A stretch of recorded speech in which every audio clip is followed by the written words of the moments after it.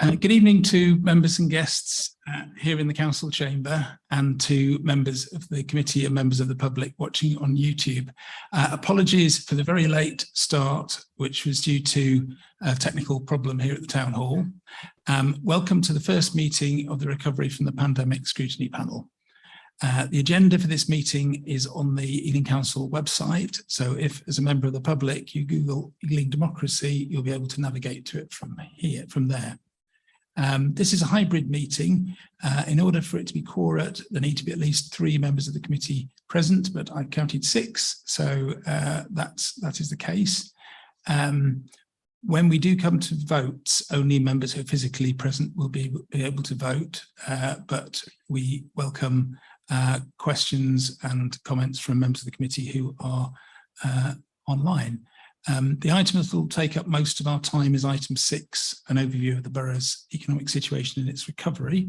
But turning to the agenda, we begin with item 1, apologies for absence.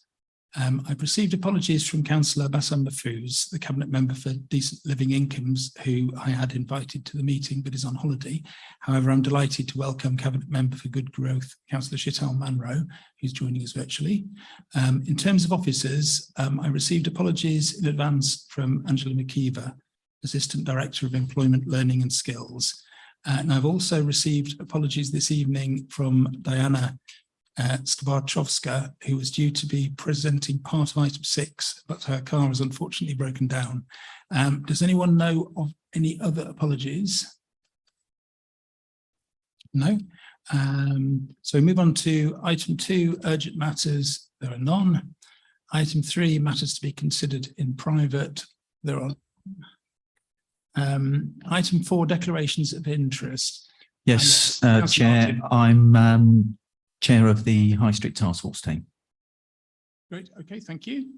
Are there any other declarations of interest? If people online, if they can raise their virtual hands? No? Great. So item 5, panel operations. I think Harjeet, did you want to say anything to introduce this item?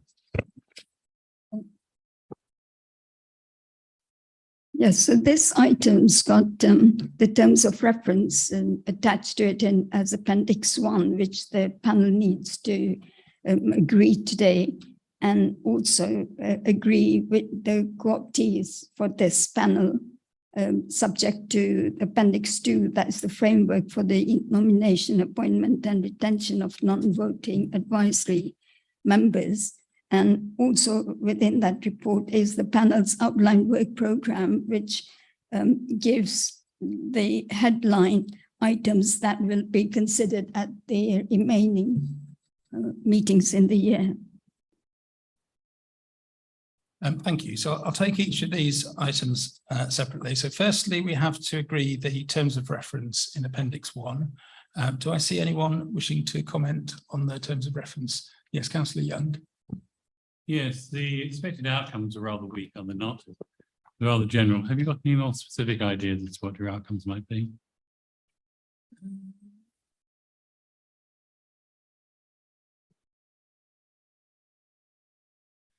So the way that the panels are working this year is that they are potentially each meeting can come up with recommendations. So I think it has to be rather general, because we're trying to make up recommendations that occur to the panel as we go through.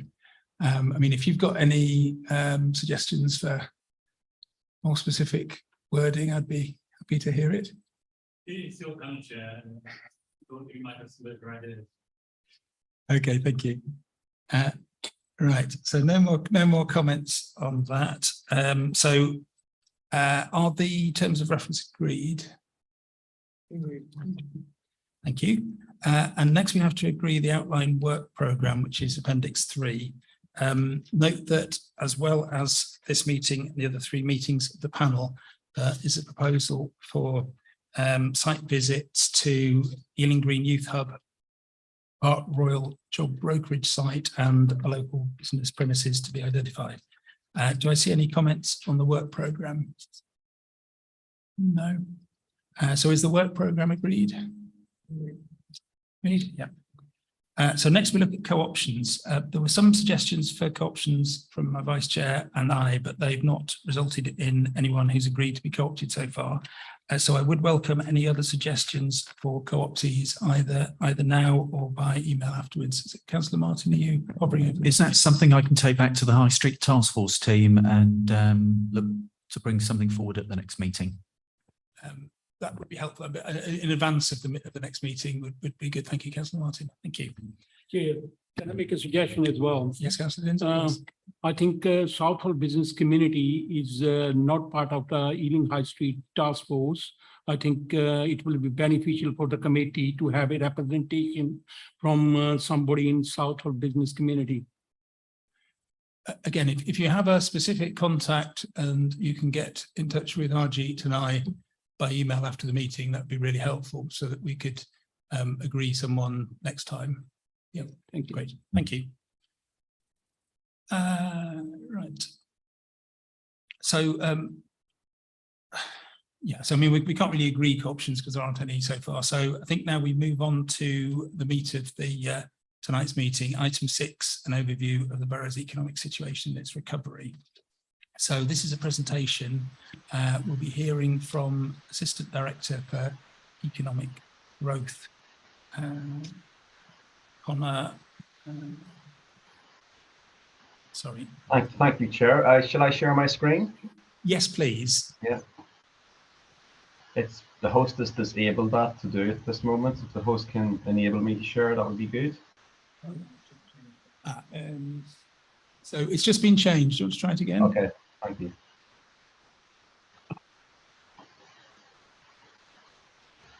Just sharing it now.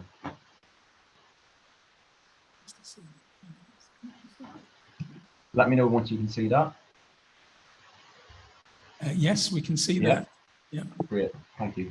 First of all, apologies that I couldn't join you in person tonight. It was my intention to be in the chamber with you, but my health took a turn for the worse this afternoon, but I'm pretty much okay to join virtually. So hope you enjoyed the presentation. So I've got a few slides here I'm just going to go through. So the first slide is probably quite familiar to all of you. It's a deprivation map of the borough.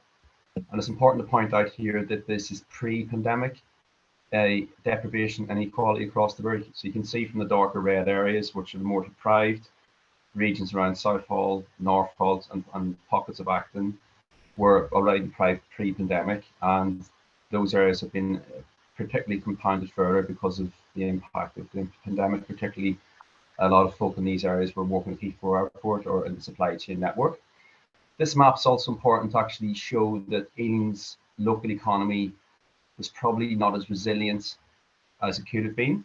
So it wasn't really prepared for an economic shock. None of us are prepared for this type of economic shock, but in particular, Ealing was probably one of the most least resilient economies in London. And that's been exposed. And that's why we've been doing quite a lot of work to try and make the economy more diverse and more resilient. So it's important to mention that at the outset as well. This is just an infographic, sort of taking that map into a series of infographics. So giving you an idea of some of the key data sets from that. So you can see 8 of Ealing's 23 wards are in the 20% most deprived in England. Employment rate for Ealing's women is lower than men, quite significantly, 12% there. Employment rate for Ealing's BAME residents is also lower than their white ethnicity peers.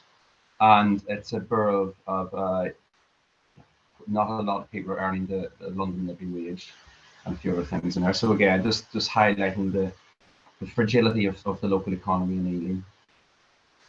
So soon after the pandemic struck, we were very proactive to commission more data sets about what are the current impacts, or what were the impacts of the pandemic at the outset, and what would they turn into. So alongside the other 6 West London boroughs, we commissioned a company called Oxford Economics to have a deep dive into what the impacts would be. So you can see here some alarming statistics in terms of Ealing's, a quarter of Ealing's local economy. It was made up by sectors that would suffer 50% job cuts. And that has ultimately led to Ealing having the second highest unemployment rate in West London. And you've got a region like Southall that had the highest furlough rate in London. And as I said earlier, a lot of this is down to the aviation sector, which is still recovering.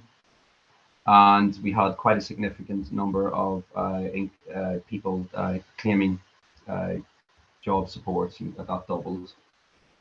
This happened at the outset of the pandemic. More recent data, so you're probably data is very, just to pause here, data is very, very important for us, because without this data we can't figure out what the impacts are, and that in turn doesn't allow us to develop the innovative and targeted, business growth, people support programs that we need in Ealing to make that economy more resilient and more diverse. So this is actually even more recent data that I can run through as well. So the top line there is actually from the recent census, which was published last week. So the good news is Ealing's population has grown by 8.5%, which is quite commensurate with most other London boroughs. However, there's been a decline in the 20 to 34-year-olds, and that's going to impact on our future economies, because that's the key working group, particularly for future service delivery and economic viability and vitality of the borough. As I said earlier, it's a high number of jobs paying less than London living wage, six out of all London boroughs. So we got a lot of work to do on that, and that has ultimately led to some very strong manifesto commitments from Councillor Mafus on that. I think he's here, I'm sure he would have mentioned those. 40% of the jobs in the borough are typically low-paying sectors, such as retail, hospitality and leisure, which is higher than the 33% figure in the rest of London. And you can see it's higher in places like Southall and Northolt, sort of reinforcing that sort of map that you've seen earlier, the darker reds within that part of the borough. And yeah, in-work poverty is a big problem as well. So you can see that has risen by 10% since 2015, and that would have largely, obviously that was pre-pandemic, but the pandemic would have compounded that further. And then, yeah, Ealing's high streets. This is a bit of a mixed picture. This one, I think there's macro challenges for high streets across the whole of the UK, not just in Ealing, but I think Ealing's high streets are quite dominated by retail. And this is something that certainly the High Streets Task Force has picked up, and we're trying to figure out how we make our local high streets more diverse and more resilient, to bringing in different types of uses to complement the retail as well. So that's something that we're working on through the High Streets Task Force. And then finally, which is very important to mention, is our how we're tackling the climate crisis. And obviously jobs and industry and employment are a big contributor towards carbon across the borough, but in Ealing we've got quite a lot of carbon intensive industries, so our challenge is a bit harder in Ealing to get down to that carbon neutral situation by 2030, which we've all committed to. So that's a really quick counter to a lot of the data. As I said, it's very important to get a good, strong understanding of this, so you can better understand some of the actions we're taking and continue to take to address these challenges. So a proactive response, I've called this slide. So yeah, soon after the pandemic struck, we've done a number of things. We set up the High Streets Task Force, which is still going strong and very much a legacy from what happened. We were very quick to develop a number of surveys for local businesses as well. So we got a lot of data coming through the businesses as the pandemic unfolded, and they're able to give us a lot of information about the impacts on their business, their income, their jobs, and that allowed us to set up business support programs to support them. And ultimately, we tried to bring all this together in something called Ealing's Plan for Good Jobs, which I probably would have spoke about at previous committees like this.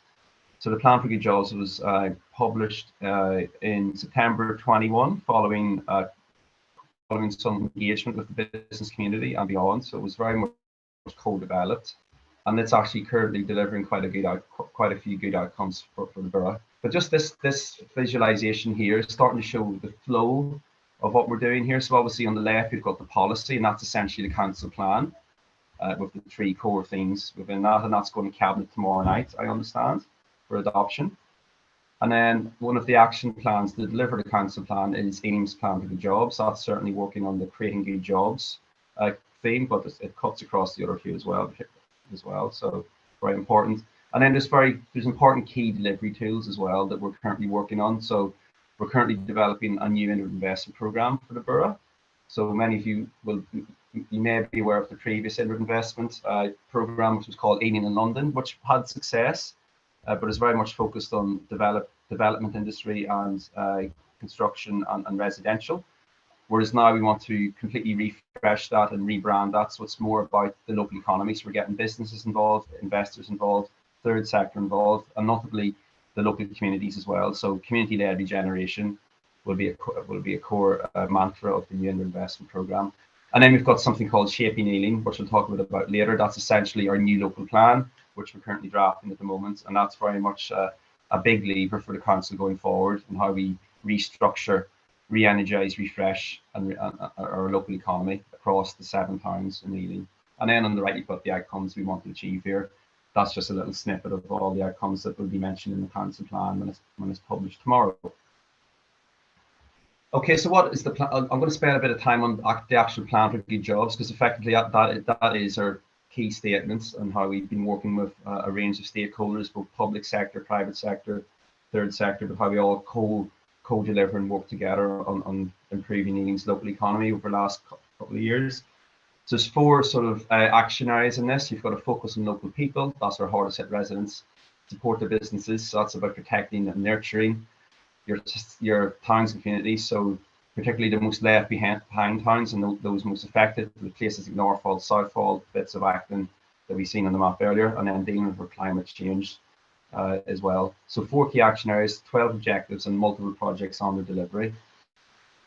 This map here is just showing that, well, you'll all be very familiar. This is Ealing, obviously, but the 7 towns within Ealing, all listed there, but potentially an 8th town emerging around the Port Royal area, which is currently under the control of Old Oak and Port Royal Development Corporation, OPDC. So again, the Borough of Ealing is working very closely with OPDC and how we can leverage the very best outcomes from that significant regeneration zone, one of the biggest regeneration zones in the whole of the UK, and it's in Ealing. So it's really important to always mention that. That's going to deliver thousands of new jobs over the next 20, 30 years.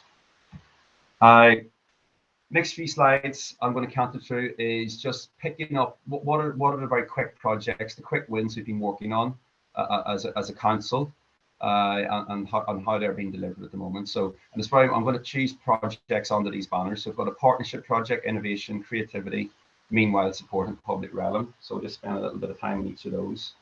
Just one example for each. So partnership one, this is called Open Havelock, and it's down in Southall. Again, very much targeting these types of projects in our most left behind areas or hardest hit areas. You can see here a partnership between Ealing Catalyst, Greater London Authority, Canal River Trust, to bring 36 garages back into community use. So otherwise redundant garages doing nothing for local community, now activated and providing outcomes for local residents in Southall. Community meetup space, but also allowing some maybe young entrepreneurs and businesses to share ideas as well. So it's a really good idea of a partnership project, and this is something you want to roll out across other parts of the borough as well.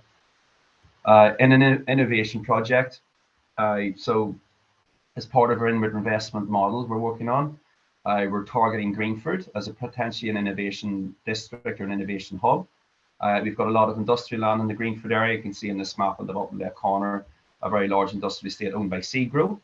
Seagrow actually own quite a few bits of land in Ealing, so very strong partners of ours, and they're actually very intensive industrial use for delivering lots of jobs locally. For example, we've got 2 amazing businesses in Greenford Park. We've got Brompton, who manufacture Brompton bicycles, and we've also got Vantage Power, which is a cutting-edge battery producer, which very much dealing with the electric vehicles and things like that. So these are the types of innovative businesses you want to keep working with. So the council can act here as a broker to bring an innovation district to this area. So working with the local schools, these businesses, and also bringing in the likes of University of West London and West London College as well. So bringing all that together.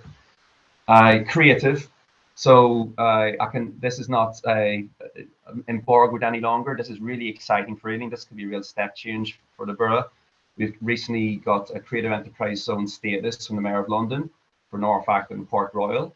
So in this part of London, we've got quite an emerging creative digital industry sector, lots of artists, cultural businesses emerging. So that enabled us to get this accreditation, and by having that, we're going to start leveraging more income from the public and private sector to invest in this area. and provide much more opportunities for young people in particular to access these jobs in the future.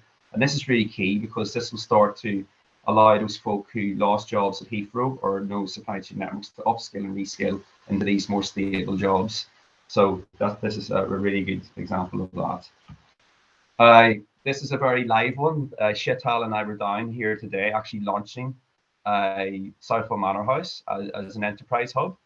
So we had the leader of the council there as well and the local MP with a number of people from Southall celebrating this fantastic asset that we own and that we refurbished and invested a lot of capital into, but now we're getting it open. It should have been open a bit earlier, but the pandemic held us back. But this is going to be a real hive of activity for the Southall businesses and the Southall community to come together, share ideas, and I'm sure there'll be some new businesses created here and some entrepreneurs will be setting up out of this as well. So this is another really good example about how we're using our existing spaces for meanwhile uses to grow the local economy.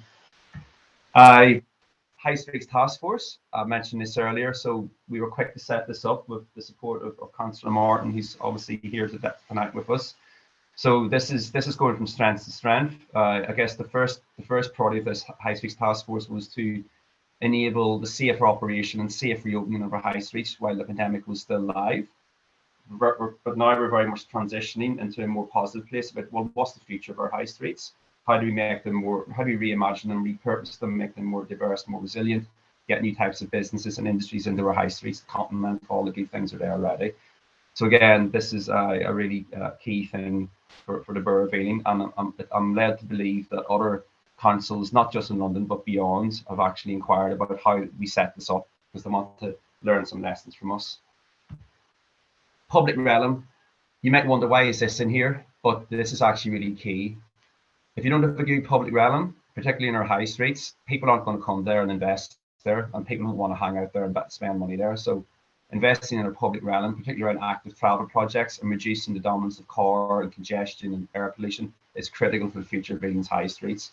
They have to be places of destination, nice experience, good greening, social cohesion. People come there and relax.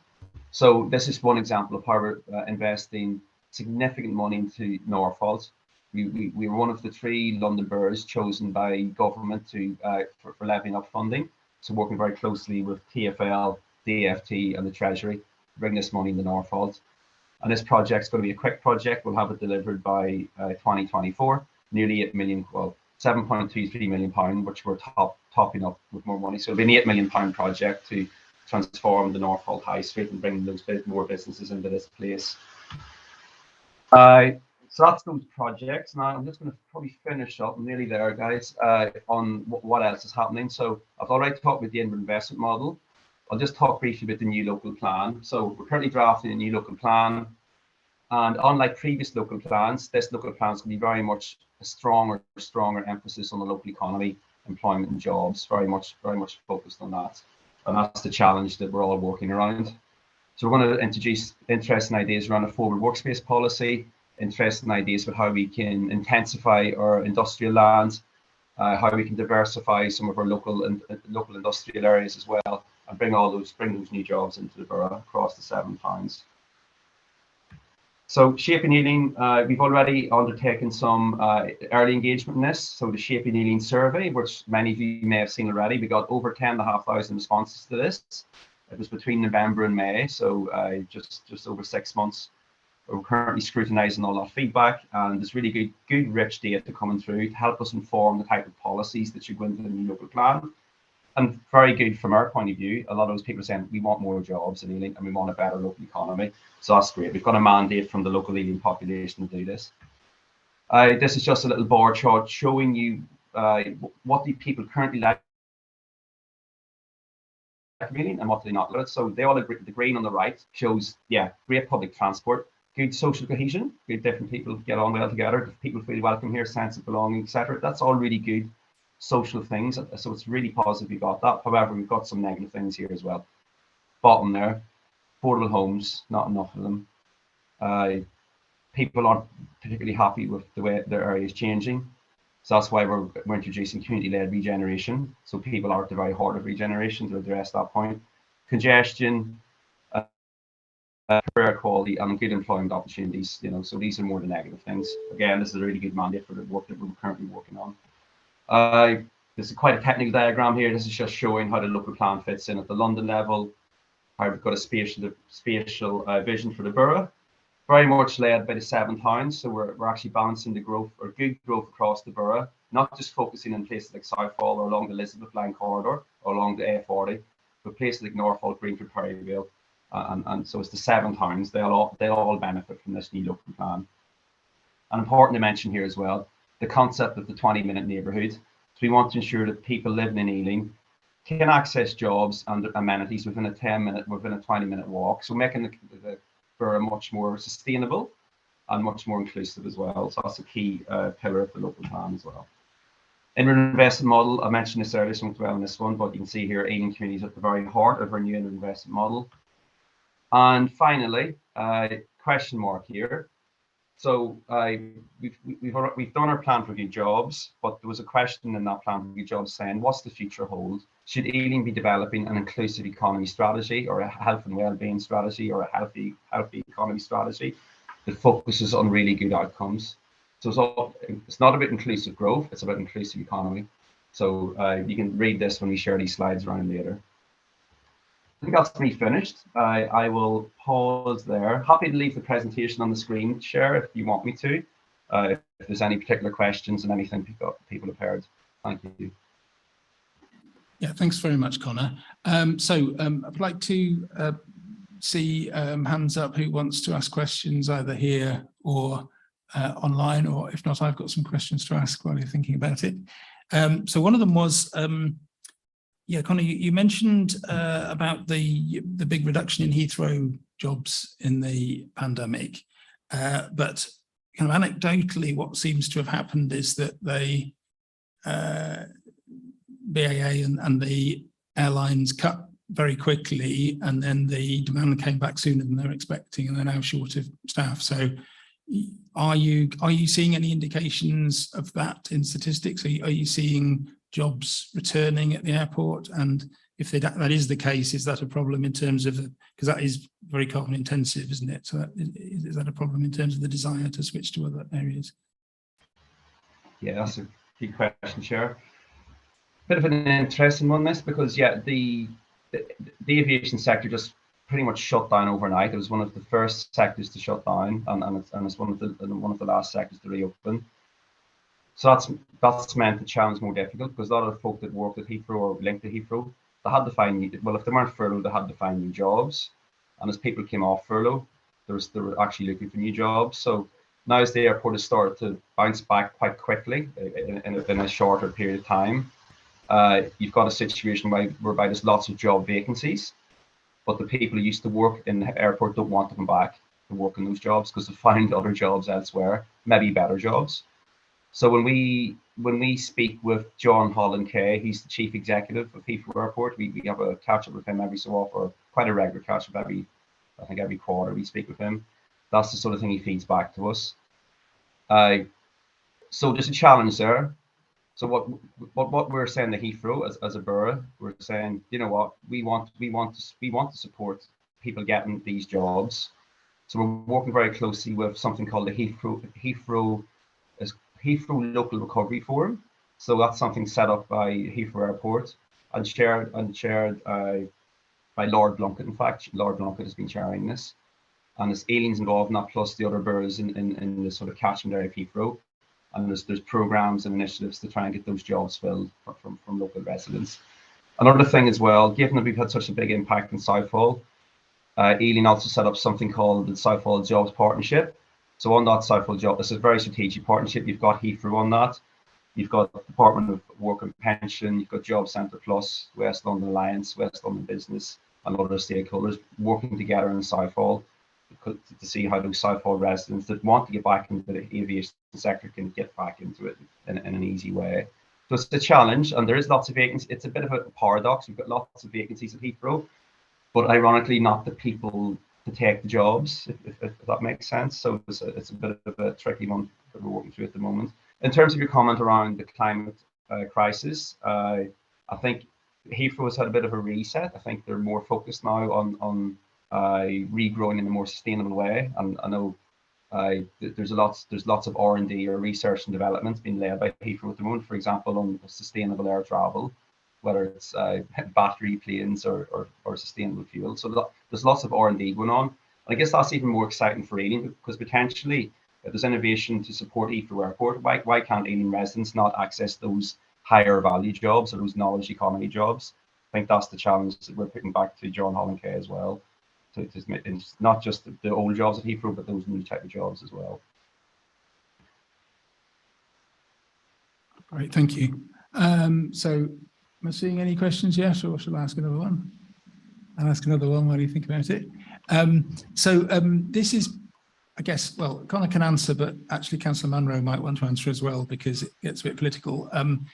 In terms of the survey feedback, the Shaping Ealing survey, lack of affordable homes came up as a huge problem. And also you mentioned earlier on the information from the recent census figures that 20 to 34-year-olds are tending to leave Ealing, and that cost of living for people in terms of very high commercial rents is again anecdotally seems to be what's driving that. I mean, so how much is affordable housing a key thing to actually getting people into a position where they can stay in the borough and have jobs here?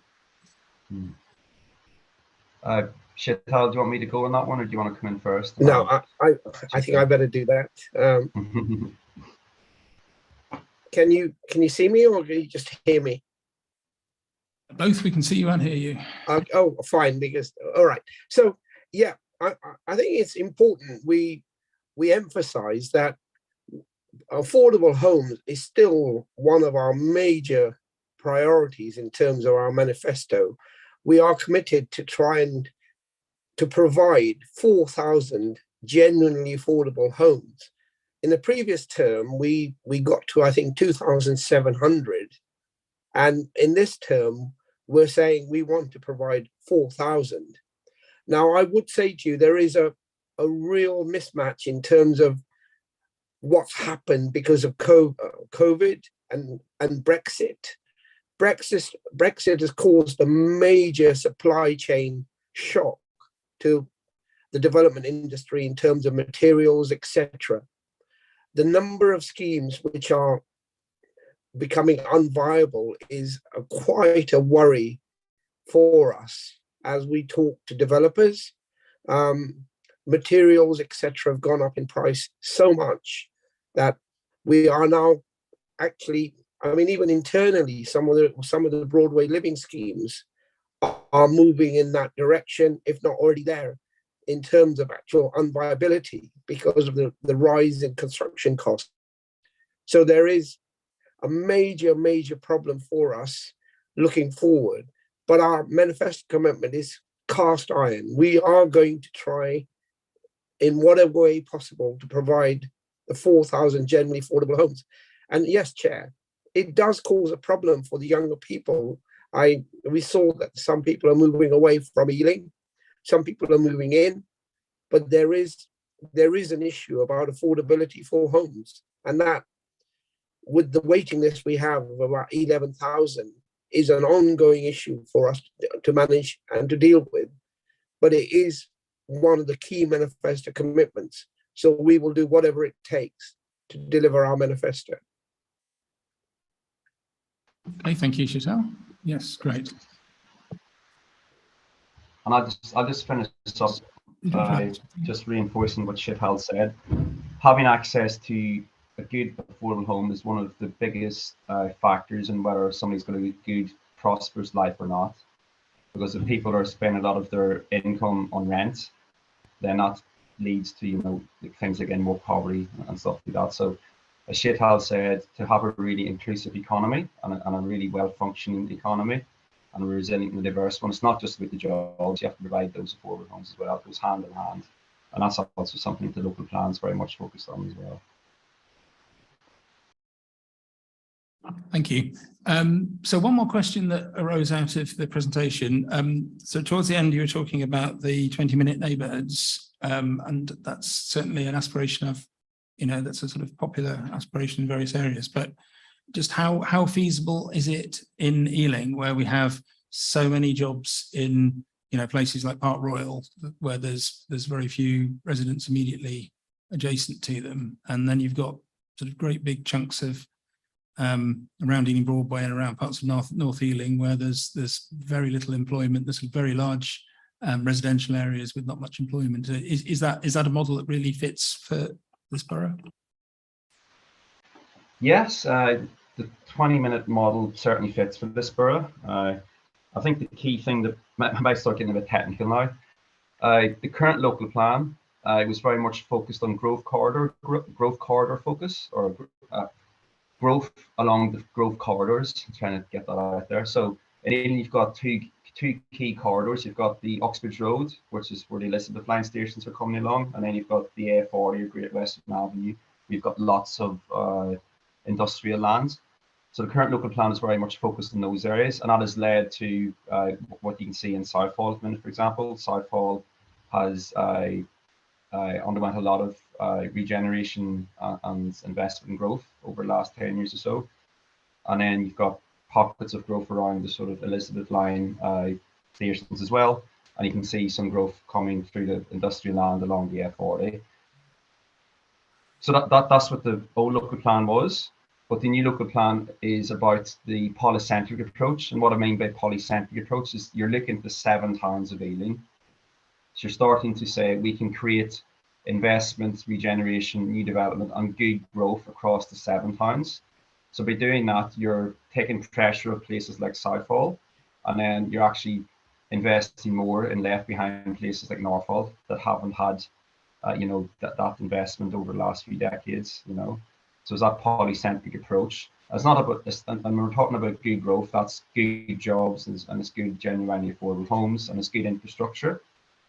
So if you've got a local plan that's trying to achieve that, then the 20-minute neighbourhood model works, because each of those 7 town areas will have their own sort of 20-minute neighbourhood, if you will.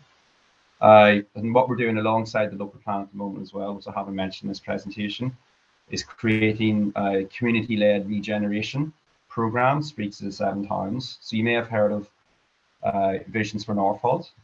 That's been our first one. We kicked that one off a couple of years ago, and that ultimately allowed us to get this funding for Northolt Town Centre. We're currently working on ones for Greenford and Perryville as well, and we've got the Southall Reset going to Cabinet tomorrow night, and we've got a big piece of work on Acton too. The 2 places that we're yet to develop these community-led regeneration programs is Hanwell and Ealing Metropolitan Centre, but we're going to kick those off in the next couple of months. So yes, 20-minute neighbourhood is very critical for the long-term future of the borough, and making it more sustainable, dealing with climate action, getting those jobs into the borough, and making sure people can have quicker access between their services and their homes and their jobs. I think Chital might want to come in now. Yeah, that's right. You wanted to add something, Chital? Yeah, thank you, Chair. I mean, I think some of us have been in Ealing for a number of years and on the council. There has been a fundamental rethink under the new administration around how do we get development and where development goes. The issue is around, in the past, before the pandemic hit, it was around us becoming a residential dormitory sort of place where lots of residential housing was being built, and people would then travel on the Elizabeth line and on the tube stations, etc., into the central sort of business district, into central London. We believe there's a fundamental rethink to be done around actually having people coming into Ealing to work. So Ealing Broadway might be bringing people into Ealing to come into work rather than going out of Ealing. And we do think the 7 towns, and actually seeking to put investment into those town centres and around there to find more commercial and employment space in those areas, to bring firms in to invest in Ealing, so you can have the 20-minute neighbourhood where we fundamentally think about how we reduce the amount of traffic that flows through the borough. People choose different ways of travelling to work, active travel. So all of those link together.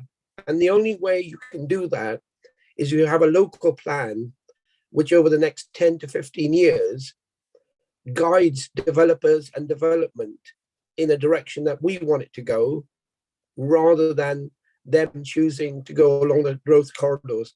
There is, I would say, some development which is not going to change straight away, because there's some schemes which have been in the pipeline for 2-3 years.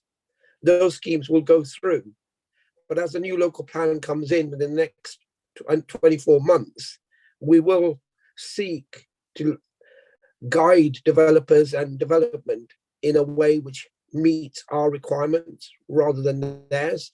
And so there will be negotiations, but there is a fundamental reset. And Southall, the report going tomorrow to Cabinet is indicating the direction of travel that we will be following. Yeah, thanks, Councillor Munro. It's interesting actually hearing you saying that it chimes quite a lot with what the Central Ealing Neighbourhood Forum's been saying for quite a few years of Ealing as a destination rather than just a dormitory. So there is a bit of synergy there. Yeah, good, thanks. So another thing that was mentioned in Connor's presentation was about high streets, about the problems with retail. I don't know whether Councillor Martin wants to come in with your hat. I mean, I guess the fundamental issue, as I see it, the simplistic issue is that ordinary retail is in trouble because of the competition from Amazon and so on. So what do you put in the high street that's sustainable for the long term? So I guess quite a question for Connor and for Councillor Martin as well with his hat on. I'll take that one first, Connor, if that's all right. Look, we all know that high streets and town centres have to change, but there are a number of our local high streets that have served a great purpose during the pandemic. So I think, in answer to your question, independent businesses are always something that are going to benefit. And if people are staying at home, our local high street will thrive. There's no doubt about it. Where has suffered has been the town centres, the main town centres, because people coming to work, and as Councillor Munro has alluded, we need to get people out of houses and get them back to work in their office spaces. So in all fairness, if we can get them back to our office spaces, our town centres will start to thrive. But there's no quick fix to this. But I think in truth, independent businesses is our way forward. But at the main town centres, it's about getting people back to work. Okay, and Connor, did you want to add anything to that? No, I think John or Councillor Martin hit the nail on the head there. The only thing I would add is that for our new local plan, we are collecting a lot of evidence to support our high streets. We've undertaken town centre health checks of each of our town centres, which will be publishing very soon. We've done an employment land review, which will be publishing very soon, and we've got a whole load of data coming through this the industrious Ealing evidence as well, which we'll be publishing very soon. So that suite of evidence I've just outlined will be badged as inclusive economy, and high streets and industrial areas will be at the heart of that. So there'll be some good ideas coming through that when it's published. Right, I've got Councillor Land wants to come in on this, and then I'll go to Councillor Munro. Yeah, thank you. I would definitely suggest that to support town centre businesses, the main costs for businesses is rates and rent alongside wages, but wages can be controlled depending on how much the operation is. So to actually help businesses, especially during this period, some kind of rates concessions would be quite attractive to businesses, and that would go a long way to support businesses and also fill empty shops. As a businessman in the past, I can definitely say that would be a very useful thing. Thank you. Thanks, and Councillor Munro. Yeah, Chair, I just wanted to, there are some interesting sort of movements that we are picking up in terms of through Industrious Ealing, the affordable workplace policy that's coming in. And we've already put some of that into our planning applications that went through the committee when I was chair.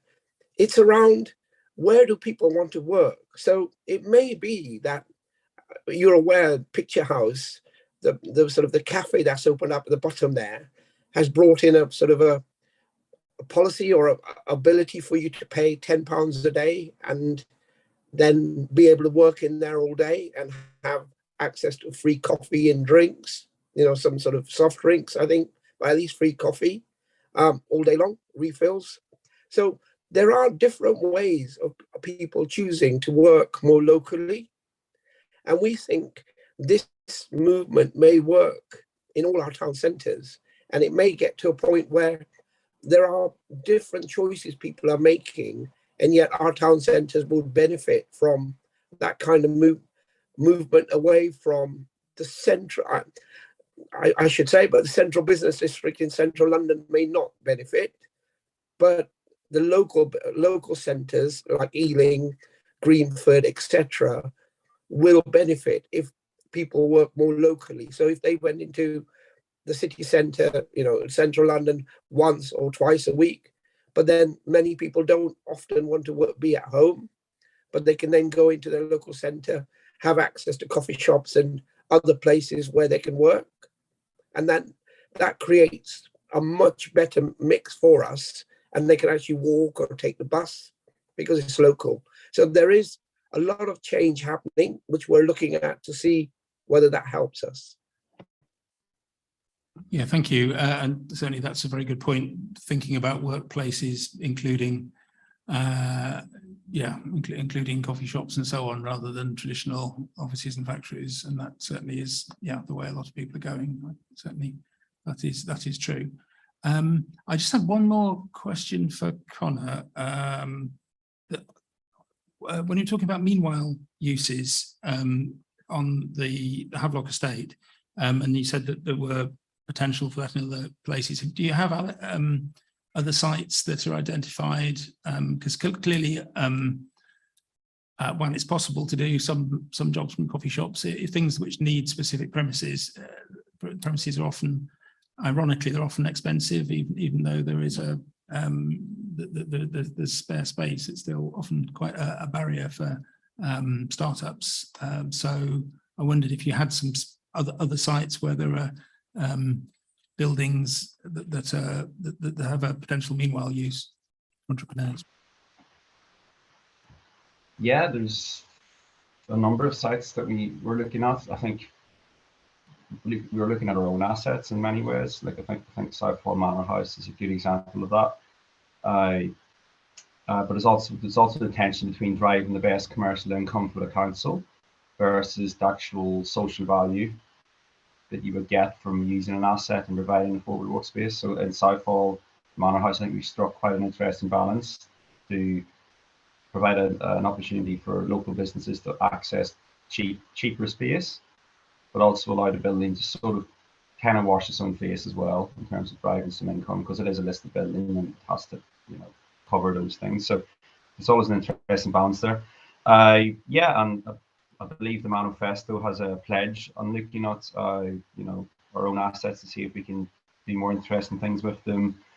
I'm in continuous dialogue with private sector as well with big developers that are maybe bringing forward quite large schemes that might be part of their site vacant for a year or two, or there might be a unit that might be vacant for a while, and how can we get that activated?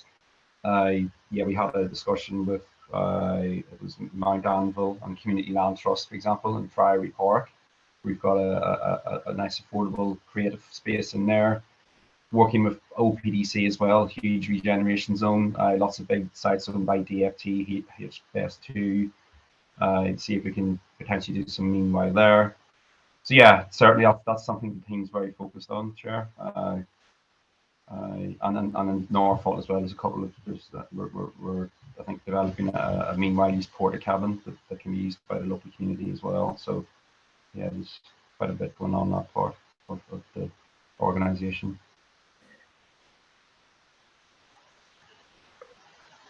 Councillor Ball, you're muted. So, sorry, Councillor Munro, did you want to come back in? Yeah, I think this policy of affordable workplace has been developing for a couple of years, 2-3 years. It's not new. So when we gave the permission for CP House, which is a large office development along the Uxbridge Road, part of that included 10% of it to be affordable office space. Not only that, out of that 10%, I think it was 10 or 20% would be very, very affordable, virtually free for the first year. And then smaller firms would then go into a 3-year period of affordable space. And then after the 4th year, they could either take space at the normal rate or move out. So you could then always have that space recycled for new firms. And that kind of affordable policy, office policy, is being put into the British Land application, which is coming forward in central Ealing and all the other ones. So we're looking at how we attract startup businesses where they pay virtually no rent for the first year. And then they have 3 years to settle down at a very low rate. And then they can either take new space so that we actually keep that space for new companies moving through the system. And if they're not successful in 4 years, then maybe those companies aren't sort of cut out to carry on a cheaper rate. But there's a lot of this work going on, and through planning and through Industrial Ealing, we are looking at how we manage the planning system to create that affordable office space for startups and new businesses. And how are these opportunities promoted to entrepreneurs? Because I don't think I've heard about. Well, when they get built, yeah. The problem is when the office gets built, as part of the 106 agreement, they have to then charge lower rents and they have to publicise them for startups. So that's part of the agreement that we come with them as part of the planning process. But it only comes into effect when they've actually built the office. Otherwise, we can't actually do that. But that's what we're going to do with British Land the same way. Actually have that written into their 106 agreement. So, and it's in perpetuity. It's not, for 1 year or 2 years. That space stays affordable and gets used again and again, rather than one firm staying there forever at a low rent. So we want a throughput of firms growing and moving on to become successful, and then newer firms, startups coming through that same space. Okay, thank you. Right, so that's reached the end of my questions. So if there aren't any more questions, the last thing we need to look at, so I should mention that because of the officer that was going to, that Dana Skarczowska was going to present some material on employment learning and skills and isn't able to do so, we're going to have to defer that to another meeting. So we've reached the end of the presentations and questions for this meeting. What I would like to say, though, is does anyone have any recommendations at this stage? As I mentioned earlier on, although this meeting was sort of really looking at what's happening already rather than future things, so it's less likely to have any recommendations. Under the new system, we can make recommendations meeting by meeting if anything arises. So does anyone have any suggestions for any recommendations arising out of the presentation and questions? Not seeing any. Okay, thank you. So that brings us to the end of the meeting. So on date of next meeting, our next meeting is on Tuesday, the 4th of October. That'll also be a hybrid meeting here. Apologies again for the technical problem and also the absence of the other presentation. But thanks to everyone for attending and providing input. So have a good evening, everyone. Thank you.